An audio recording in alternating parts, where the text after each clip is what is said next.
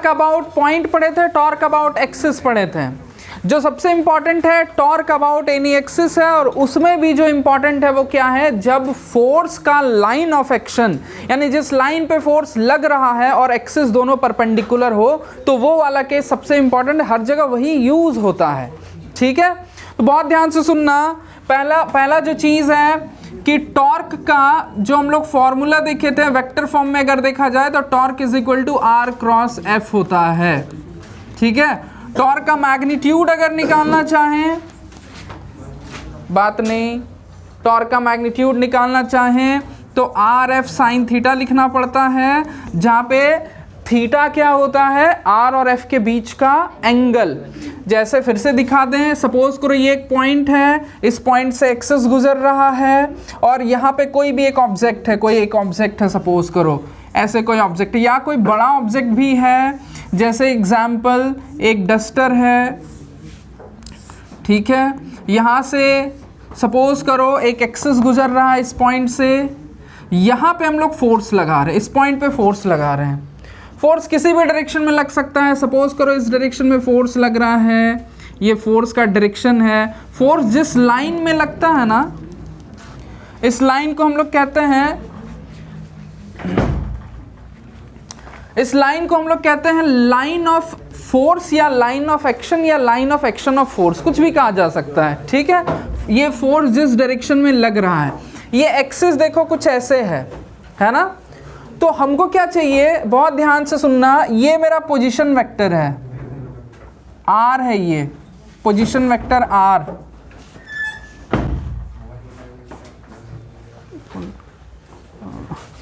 देखो ये position vector are है। ठीक है, अब ध्यान देना, अगर हमको इन दोनों के बीच का एंगल चाहिए तो हमको इसको बढ़ाना पड़ता है, ये वाला एंगल थीटा होता है, यही सेम एंगल यहाँ पे भी थीटा अपीयर हो जाता है। हम ये एक और इम्पॉर्टेंट बात हम लोग क्या देखते हैं कि ये जो लाइन ऑफ एक्शन है और एक्सिस, इन दोनों के बीच ये देखो ये वाला डिस्टेंस परपेंडिकुलर डिस्टेंस होता है। ठीक है, बात समझ में आ रहा है। अगर ये r है, ये थीटा है, तो ये r साइन थीटा हम इसको लिख सकते हैं, और इसको हम लोग r परपेंडिकुलर से डिनोट करते हैं। r परपेंडिकुलर मतलब एक्सिस और फोर्स जिस लाइन में लग रहा है, इस लाइन के बीच का परपेंडिकुलर डिस्टेंस। ठीक है, तो होता क्या है, टॉर्क का जो मैग्नीट्यूड होता है अगर हम उसको लिखें तो एफ आर साइन थीटा लिखा जा सकता है। ये आर साइन थीटा को फिर हम लोग आर परपेंडिकुलर लिख सकते हैं। तो अगर खाली मैग्नीट्यूड निकालना है तो ये हो गया। डायरेक्शन निकालना बहुत सिंपल है, आर वेक्टर और एफ वेक्टर को क्रॉस करो ऐसे, तो टॉर्क का डायरेक्शन इधर होगा, इस डायरेक्शन में। एक इंपॉर्टेंट बात बहुत ध्यान से सुनना, जो भी हम लिखवाएंगे, वो टॉर्क जो चीज़ों को एंटी क्लॉकवाइज घुमाता है, उस टॉर्क को हम लोग पॉजिटिव ले लेते हैं, है ना। ये समझना थोड़ा सा बात कि जो भी टॉर्क किसी भी चीज़ को एंटी क्लॉकवाइज घुमाता है उसको हम लोग पॉजिटिव लेते हैं, और जो क्लॉकवाइज घुमाता है उसको नेगेटिव लेते हैं।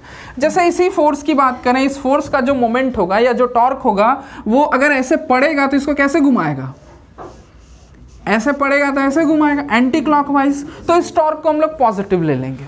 या दूसरे तरह से देखा जाए तो जो टॉर्क जो प्लेन है, प्लेन से ऊपर की तरफ आता है, यानी व्यूअर की तरफ जो टॉर्क आता है उसको पॉजिटिव लेते हैं, और जो व्यूअर के ऑपोजिट डायरेक्शन में जाता है उसको नेगेटिव लेते हैं।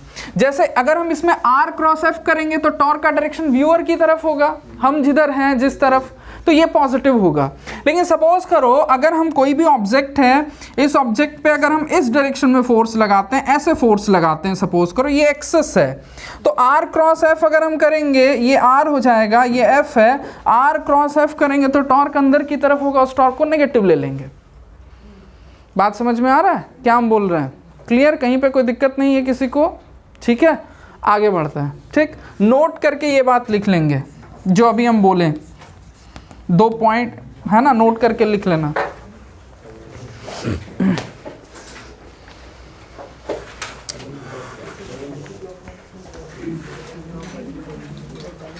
लिखना अच्छा नहीं, ये तो पहले लिखा चुके हैं, लिखने का क्या जरूरत है, सब तो लिखा हुआ है, बस हम रिवीजन करा दिए है ना, मत लिखो, सब पहले लिखा हुआ है। तो नोट खाली लिख लेना खाली हम बस अभी आज के लिए रिवीजन कराएं, क्योंकि आज हम न्यूमेरिकल कुछ क्वेश्चंस करवाएंगे, तो एक बार दिमाग में रहना चाहिए। लिखो, नोट में लिखो, bye convention. Bye convention, convention मतलब सबको समझ में आता है। ये बस हम मान लेते, कोई साइन कन्वेंशन नहीं हुआ। जैसे जो टॉर्क व्यूअर की तरफ आ रहा है उसको हम पॉजिटिव ले रहे हैं, जो टॉर्क व्यूअर के ऑपोजिट जा रहा है उसको नेगेटिव ले रहे हैं, ये हम अपने मन से लिए हैं, कन्वेंशन से लिए हैं। कन्वेंशन मतलब कि जो पुराने साइंटिस्ट लोग थे जो इसको डील किए, अभी तक टॉर्क वगैरह का कॉन्सेप्ट दिए, वो इस तरह से मान लिए हैं। इसके पीछे का कोई लॉजिक नहीं है, कोई रीज़न नहीं है। अगर तुम पूछोगे कि सर जो टॉर्क व्यूअर की तरफ आ रहा है उसी को पॉजिटिव क्यों ले रहे हैं, रीज़न बताइए इसका। कोई रीज़न नहीं है। पुराने ज़माने के साइंटिस्ट लोग ऐसा मान के चलते आ रहे थे, तो हम लोग भी मानते आ रहे हैं। सारा बुक्स में ऐसे ही दिया हुआ रहता है, सारा क्वेश्चन पेपर में ऐसे ही हमको मानना पड़ेगा, इसलिए हम लोग मानते चले आ रहे हैं। इसको कहते हैं कन्वेंशन, ठीक है। पुराने रीति रिवाज, जैसे बहुत सारा पुराना रीति रिवाज है। अगर तुम किसी से पूछो, कोई भी पुराना रीति रिवाज है, तुम किसी से पूछो, किसी से भी पूछो कि इसका कारण क्या, हम लोग ऐसा क्यों करते हैं, कोई भी तुमको लॉजिकल आंसर नहीं दे पाएगा, है ना। कोई भी एक ऐसा तुम उठा लो जो हम लोग के घर में होता है, कोई भी रीति रिवाज, उसका कोई एग्जाम्पल, कोई एक लॉजिकल आंसर कोई नहीं दे पाएगा। वही कन्वेंशन होता है ना। लिखना बाय कन्वेंशन, कॉमा दे दो यहाँ पे, the torque whose direction is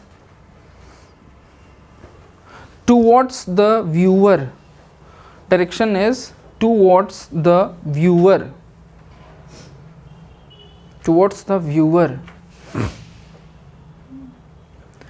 bracket में लिख देना आउट ऑफ द प्लेन, यानी प्लेन से बाहर की तरफ आ रहा हो, out of the plane, is taken positive, and the torque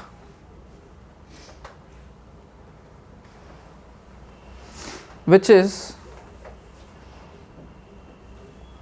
going opposite to the observer,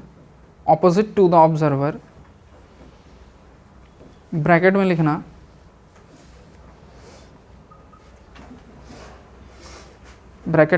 into the plane is taken as negative, into the plane मतलब प्लेन के अंदर की तरफ, taken as negative। और करके एक दूसरा भी लिख लो,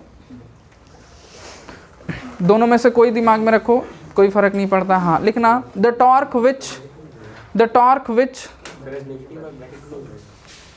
हाँ ब्रैकेट क्लोज, उसके बाद और करके नीचे लिखना, पूरा एक नया, है ना।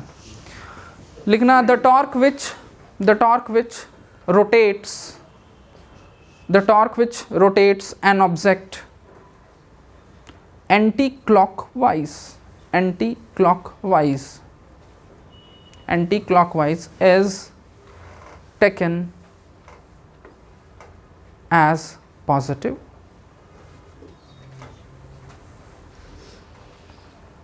and the torque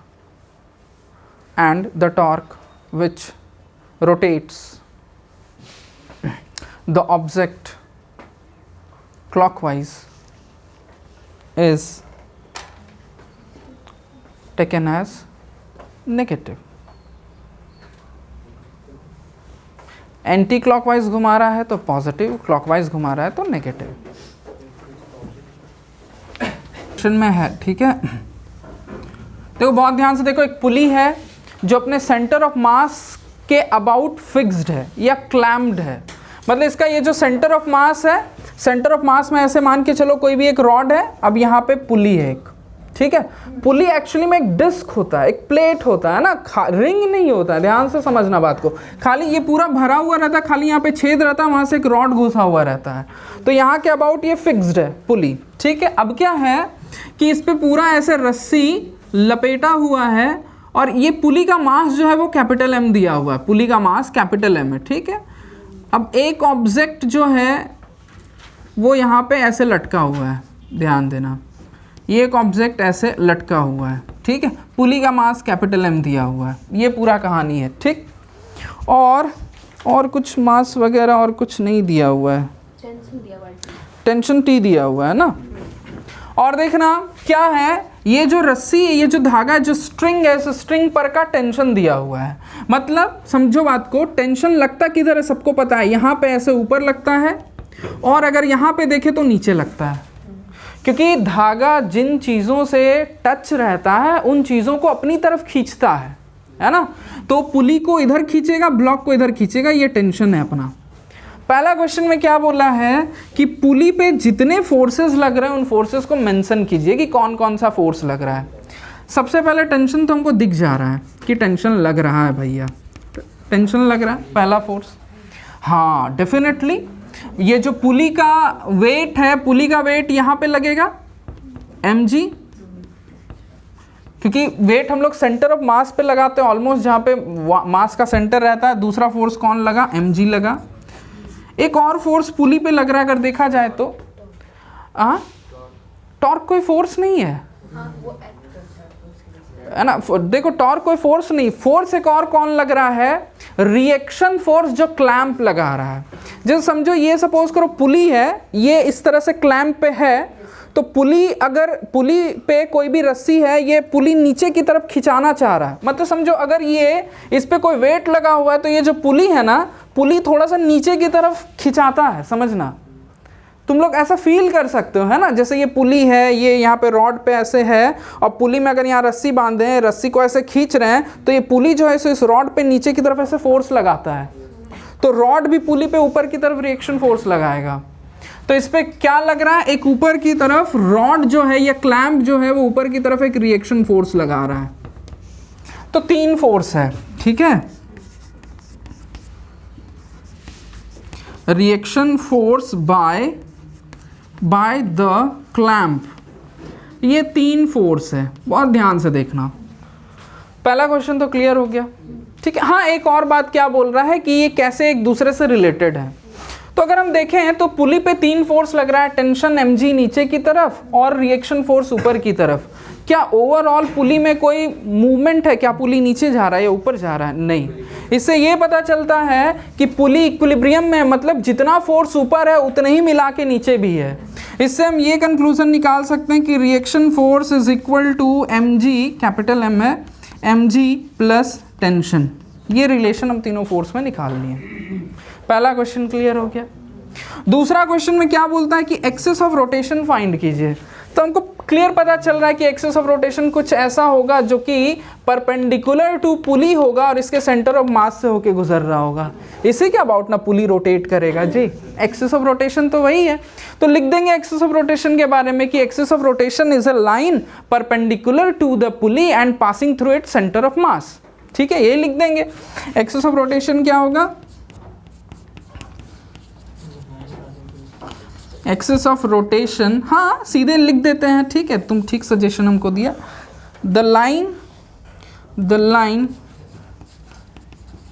which is perpendicular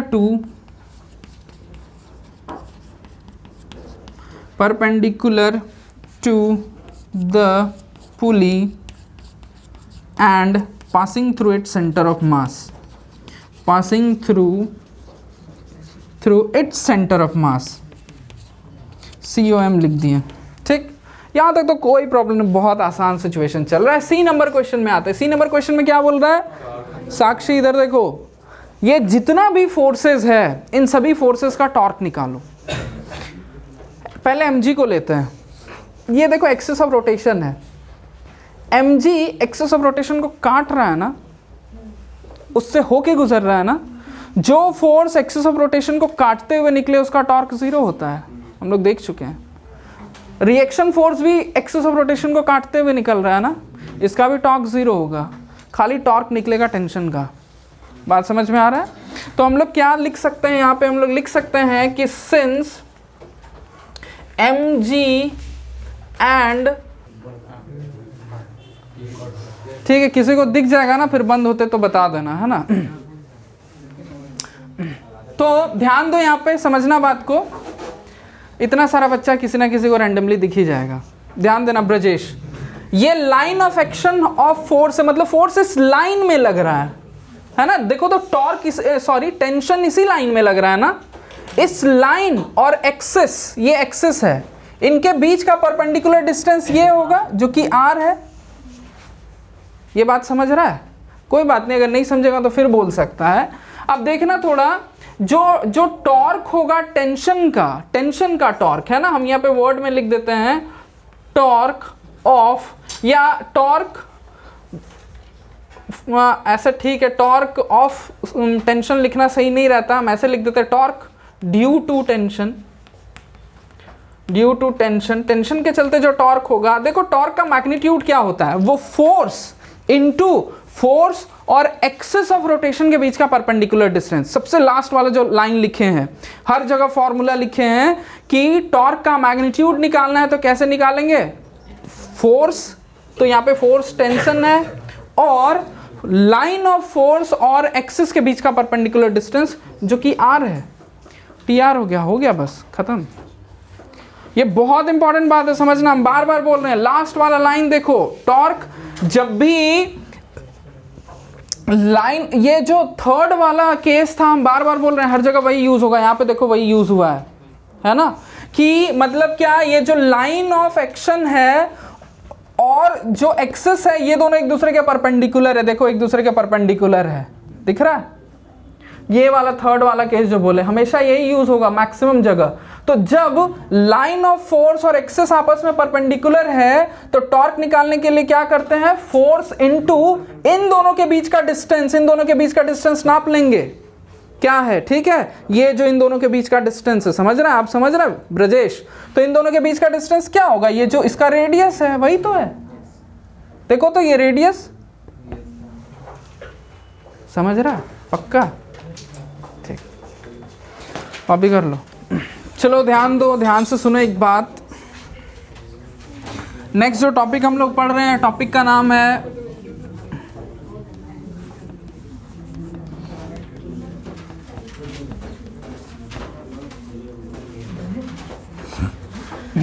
इससे हम किस चीज को डिनोट करते हैं, टॉर्क को। हाँ, मतलब टॉर्क को टाउ से डिनोट करते हैं, ठीक।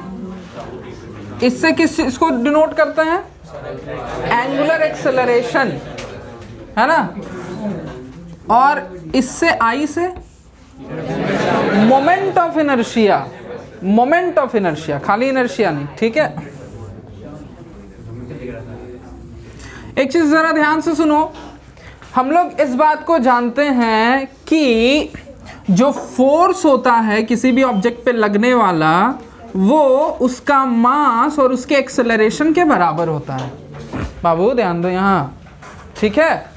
जब रोटेशनल मोशन की बारी आती है तो फोर्स का काम करता है टॉर्क, तो फोर्स के जगह कौन आ जाता है, टॉर्क, और मास के जगह पे मोमेंट ऑफ इनर्शिया, और एक्सेलरेशन के जगह पे, तो टॉर्क का एक ये भी रिलेशन होता है I इंटू अल्फा। ये लिखने का जरूरत नहीं है, ये रेफरेंस के लिए ये खाली लिख लेना है।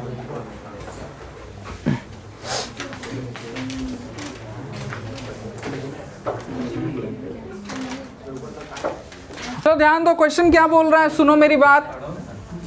ऐसे पुली की ही तरह है, इस तरह से एक व्हील है, या पुली जो बोलो, कहीं पे व्हील लिख सकता है, कहीं पे पुली लिख सकता है,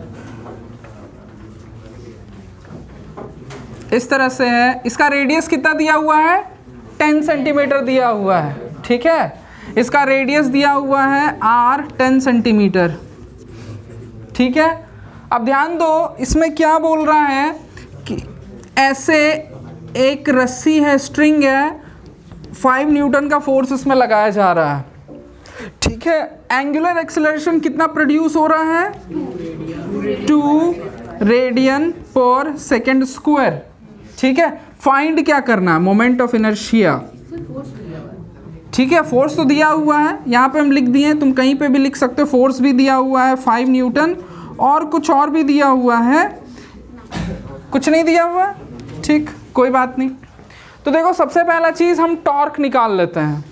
ये इस फोर्स का जो टॉर्क होगा वो टॉर्क क्या होगा जी, ये force into line of force और एक्सिस के बीच का डिस्टेंस, बड़ी टूट रहा है जो कि r है। 10 सेंटीमीटर को मीटर में कन्वर्ट कर लेना जी, ठीक है।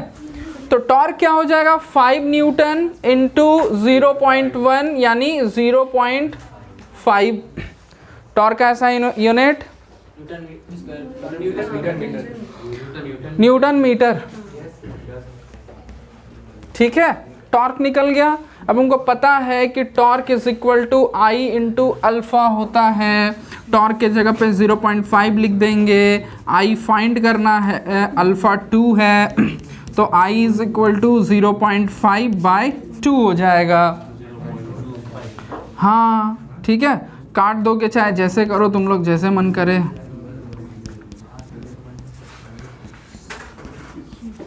मोमेंट ऑफ इनर्शिया का ऐसा यूनिट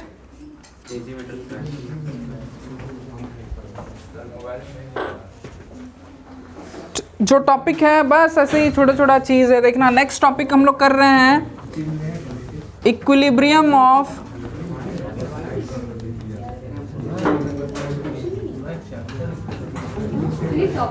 हाँ टॉपिक की ही तरह लो, है ना।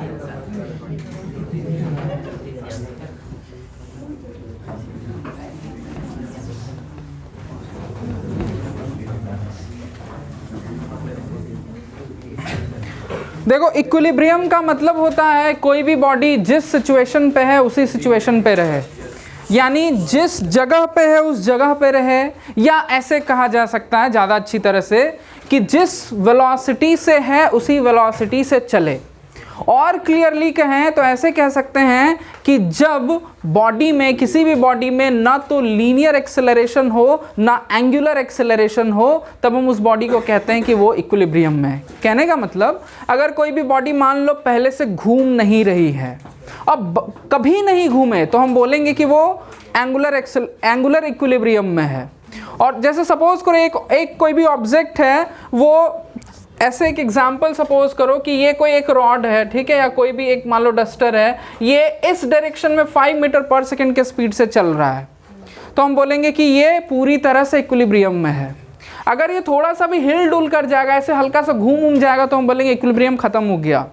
या 5 से उसकी वेलोसिटी 6 हो गई या 2 हो गई, तो भी बोलेंगे इक्विलिब्रियम खत्म हो गया। मतलब अगर किसी भी ऑब्जेक्ट पे, बहुत ध्यान से सुनना, कि अगर किसी भी ऑब्जेक्ट में ना तो लीनियर एक्सेलरेशन है और ना एंगुलर एक्सेलरेशन है, तब हम बोलते हैं कि वो ऑब्जेक्ट जो है पूरी तरह से इक्विलिब्रियम में है। क्लियर? तो अब समझो कोई भी ऑब्जेक्ट इक्विलिब्रियम में कब होता है, ठीक है। इसका 2 कंडीशन है, थोड़ा ध्यान से समझना, है ना। पहला चीज कि अगर उस ऑब्जेक्ट पे नेट फोर्स 0 लगे, नेट फोर्स, ठीक है, हम ये कंडीशन लिख रहे हैं, है ना, कंडीशंस फॉर इक्विलिब्रियम। क्या है पहला कंडीशन, क्या है कि नेट फोर्स ऑब्जेक्ट पे 0 लगे, net force is equal to 0। और दूसरा कंडीशन है net torque is equal to 0। अगर ऑब्जेक्ट पे नेट टॉर्क भी 0 लग रहा है, नेट फोर्स भी 0 लग रहा है, तो हम बोलते हैं ऑब्जेक्ट इक्विलिब्रियम में है। ठीक है, इसको लिख लो फटाक। तो बहुत अच्छा क्वेश्चन है, बहुत सारा चीज़ क्लियर करेगा, बहुत सारा चीज़ समझाएगा। ध्यान से देखना इधर, ठीक है। हम क्वेश्चन पूछेंगे। सपोज करो, ध्यान से सुनो, ये एक वॉल है, ठीक है, ये एक वॉल है जो कि स्मूथ है, फ्रिक्शन नहीं है इस पे, है ना। और ये ज़मीन है, ये ज़मीन है जो कि रफ है, ये एक रफ सरफेस है, ठीक है। इस पे एक लैडर, जैसे यहाँ पे सपोज करो हम ऐसे डाल रहे हैं, एक लैडर जो है सो इस तरह से अटका हुआ है, ये ज़मीन से 53 डिग्री का एंगल बना रहा है। यानी यहाँ पे ये देखो, तो ज़मीन से बोला है कि वॉल से बोला है, ठीक है, तो वॉल से ये 53 डिग्री का एंगल बना रहा है, ठीक है। क्वेश्चन यही बोल रहा है। ध्यान देना, यहाँ पे फ्रिक्शन है, फ्रिक्शन है, तो फ्रिक्शन के चलते ये सरक नहीं रहा है, ठीक है। स्टैटिक फ्रिक्शन के चलते नहीं सरक रहा है। देखो अगर यहाँ पे फ्रिक्शन नहीं होता तो ये इधर फिसल जाता, इधर सरक जाता है ना, इधर फिसल जाता, लेकिन यहाँ पे फ्रिक्शन जो है वो इसको फिसलने नहीं दे रहा, इधर लग रहा है और इसको रोक दे रहा है। ठीक है, तो इससे हम ये कंक्लूजन निकाल सकते हैं कि ये जो मेरा लैडर है, इस लैडर पे इस डायरेक्शन में फ्रिक्शनल फोर्स लग रहा है। पहला कंक्लूजन निकल गया। अब दूसरा देखो, यहाँ पे ये जो जमीन है वो इस पे इस डायरेक्शन में नॉर्मल फोर्स लगा रही है। सपोज इस नॉर्मल फोर्स को हम N1 नाम दे देते हैं। ठीक है, ये जो वॉल है, ये वॉल इस पे इस डायरेक्शन में एक नॉर्मल फोर्स लगाएगा, इसको हम N2 नाम दे दे रहे हैं। और ध्यान देना इस पूरे लैडर का जो वेट है वो इसके यहाँ पे बीच में सेंटर ऑफ मास से होता हुआ निकलेगा, इस डायरेक्शन में mg लगेगा। टोटल इस पे कितना फोर्स लग रहा है, सारा फोर्सेस हम दिखा दिए, 1 2 3 4 गो फोर्स इस पे लग रहा है, N1 N2 mg और फ्रिक्शनल फोर्स। ठीक है, अब क्वेश्चन क्या क्या पूछा है? पहला क्वेश्चन क्या पूछा है कि फ्रिक्शनल फोर्स और नॉर्मल फोर्स निकालना है। ठीक है, बहुत ध्यान से सुनो, अगर ये लैडर इक्विलिब्रियम में है तो इस पे लगने वाला नेट फोर्स भी 0 होगा, इस पे लगने वाला नेट फोर्स भी 0 होगा और इस पे लगने वाला नेट टॉर्क भी 0 होगा। ठीक, अब देखो इस पे कौन कौन सा फोर्स लग रहा है, फ्रिक्शन इधर, देखो तो क्या कोई फोर्स इधर लग रहा है? हाँ N2, तो इधर जितना फोर्स लग रहा है उतना ही फोर्स उधर भी लगेगा। मतलब क्या पता चल रहा है, इससे एक इक्वेशन हम निकाल सकते हैं कि जो N2 है वो फ्रिक्शन फोर्स के बराबर होगा। पहला चीज निकल गया। दूसरा, ऊपर की तरफ कौन सा फोर्स लग रहा है? N1, और नीचे की तरफ mg, तो N1 जो है वो किसके बराबर होगा? mg के बराबर होगा। तो m दिया हुआ है क्या? 10 kg दिया हुआ है, तो ये m मेरा 10 kg दिया हुआ है। g का वैल्यू अगर तुम 9.8 लेते हो तो 98 तुम्हारा आ जाएगा N1। पहला नॉर्मल फोर्स निकल गया। ठीक है, नॉर्मल फोर्स 98 न्यूटन निकल गया। ठीक है, अब हमको क्या क्या निकालना है? N2 निकालना है, फ्रिक्शन भी निकालने बोला है, फ्रिक्शन भी निकालना है और N2 निकालना है। कितना आसानी से निकला, खाली कॉन्सेप्ट दिमाग में रहना चाहिए, करना क्या है। ठीक है, नेक्स्ट देखो, इस पे लगने वाला नेट टॉर्क भी 0 होना चाहिए। बहुत ध्यान से देखो कि यहाँ पे ये नहीं बताया है कि अगर ये बाय चांस अगर स्लाइड करे या घूमे तो किस एक्सिस के अबाउट घूमेगा। तुम एक्सिस लेने के लिए स्वतंत्र हो, फ्री हो, तुमको जैसे मन करे एक्सिस ले लो। ठीक है, ध्यान देना, समझना बात को। हम चाहें तो यहाँ पे एक्सिस ले सकते हैं, हम चाहें तो यहाँ पे एक्सिस ले सकते हैं, हम चाहें तो कहीं पे भी एक्सिस ले सकते हैं, रॉड से पास होता हुआ, उस लैडर से पास होता हुआ। ठीक है, लैडर मेरा ऑब्जेक्ट है तो हम कहीं पे भी एक्सिस ले सकते हैं। एक बहुत इंपॉर्टेंट बात जो ध्यान देना, इस तरह के क्वेश्चन में जहाँ पे बहुत सारा फोर्सेस लग रहा हो, हमको टॉर्क कैलकुलेट करना हो, तो टॉर्क तो हम किसी एक्सिस के अबाउट ही कैलकुलेट करेंगे ना जी। तो हम एक्सिस उस पॉइंट से होता हुआ पास करेंगे जिस पॉइंट पे ज़्यादा फोर्सेस लग रहा हो। इससे फायदा क्या होगा समझना, मतलब हम एक्सिस यहां से होता हुआ मान लेंगे ऐसे, क्योंकि यहाँ पे 2 फोर्स लग रहा है, यहाँ पे एक ही फोर्स लग रहा है, यहाँ पे भी एक ही फोर्स लग रहा है। इससे फायदा क्या हो गया, बहुत ध्यान से देखना कि अगर हम इसको एक्सिस मान लेंगे ना तो इसका टॉर्क और इसका टॉर्क 0 हो जाएगा, मेरा कैलकुलेशन आसान हो जाएगा। बात समझ में आ रहा है? तो हम क्या कर रहे हैं, समझ रहा है ब्रजेश? तो हम एक्सेस इस पॉइंट से होता हुआ मान लेंगे। ठीक है, सपोज करो इस लैडर का हम नाम दे देते हैं ए बी नाम दे देते हैं, सपोज एक एग्जांपल, सेंटर ऑफ मास को ओ नाम दे देते हैं। तो हम क्या कंसीडर कर रहे हैं, एक एक्सेस कंसीडर कर रहे हैं जो ए से पास हो रहा है, लिख देते हैं। ठीक है, कि consider an axis passing through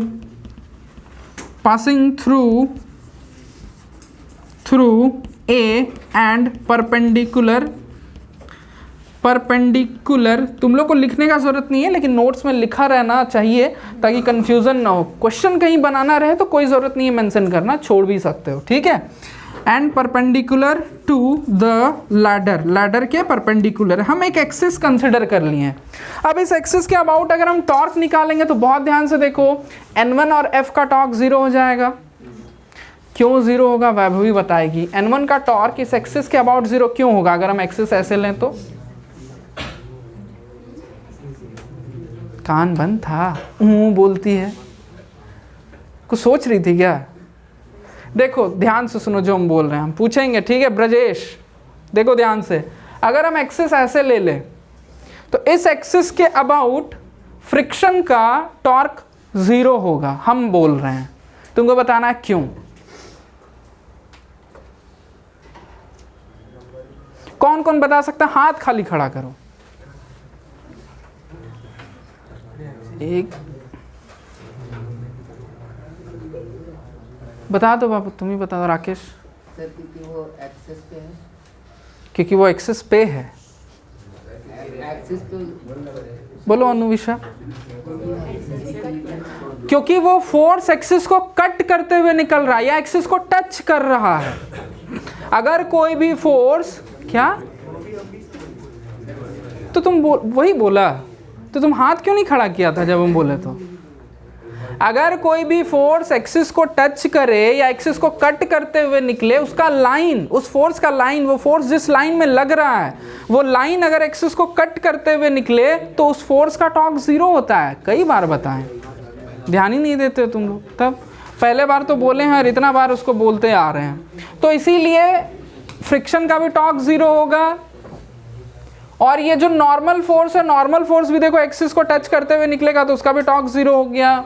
खाली टॉर्क हमको इन दोनों का निकालना पड़ेगा, N2 का और mg का। ध्यान देना, अगर N2, ये mg जो लग रहा है, बहुत ध्यान से देखो, ये रॉड को किस डायरेक्शन में घुमाने का कोशिश करेगा। अगर मान लो ये फ्री होता घूमने के लिए तो ये लैडर कैसे घूमता? mg के चलते ऐसे घूमता। ये एंटी क्लॉकवाइज है ना, तो इसका टॉर्क पॉजिटिव लेंगे।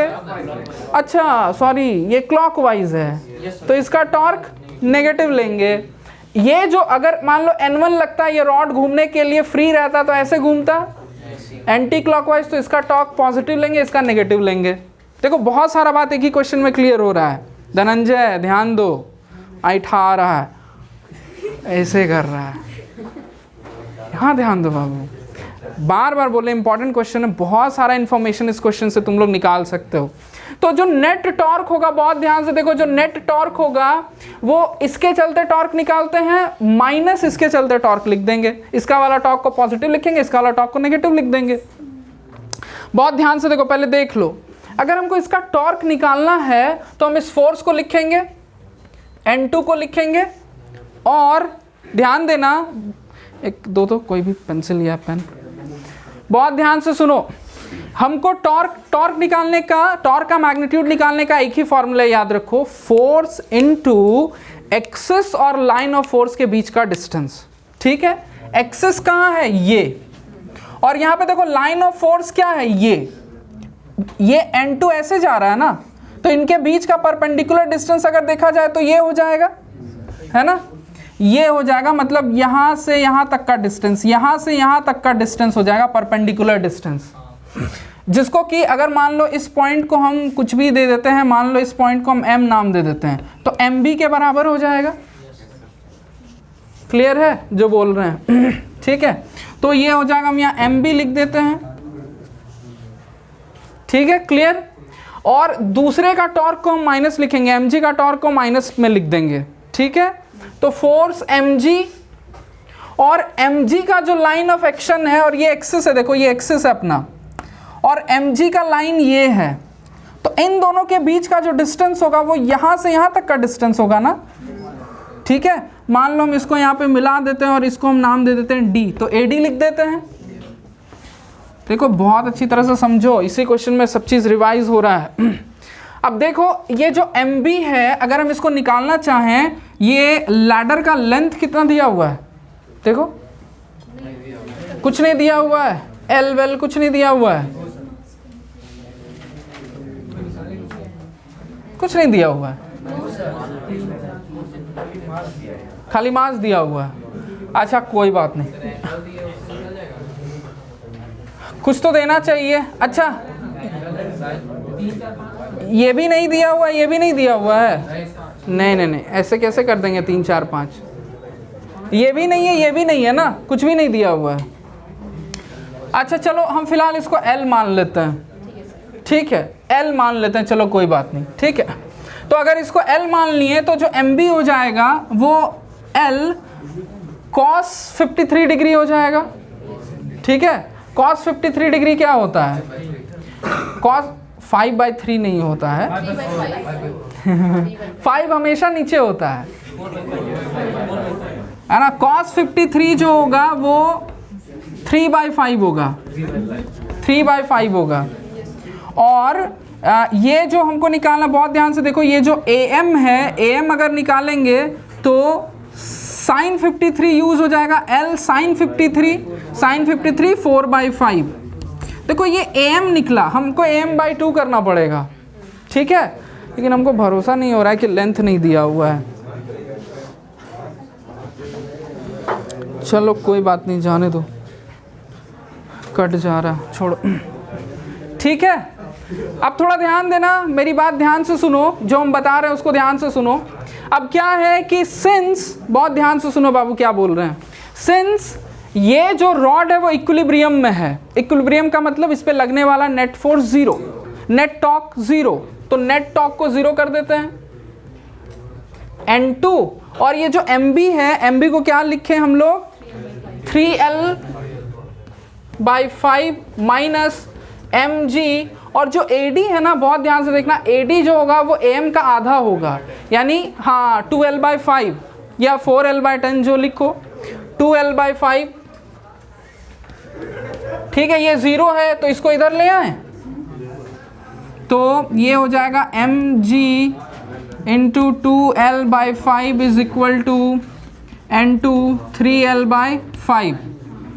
क्या क्या कट गया, 5 कट गया, L कट गया, N2 चाहिए हमको, mg पता है ना, mg क्या मेरा 92 आया है ना,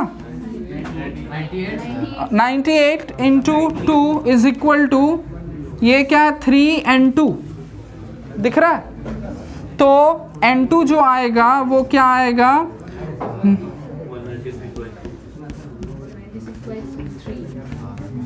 26 आएगा,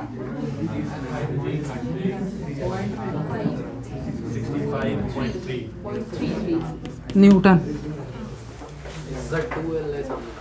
2L नहीं समझा, कौन सा 2L बाबू? देखो हम यहाँ पे AM निकाले हैं L इंटू 4/5, तो AD जो है वो AM का आधा है, तो आधा है तो आधा करने के लिए तुम इसको 1/2 से इंटू करोगे, आधा करोगे तो 2 से इसको काटोगे तो 2L/5। ठीक है, 65 ऑलमोस्ट आंसर दिया हुआ है। ठीक है,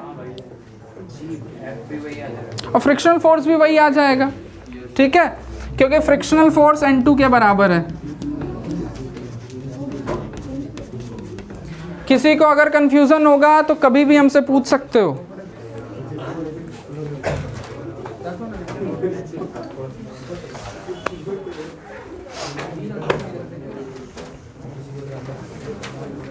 छुट्टी।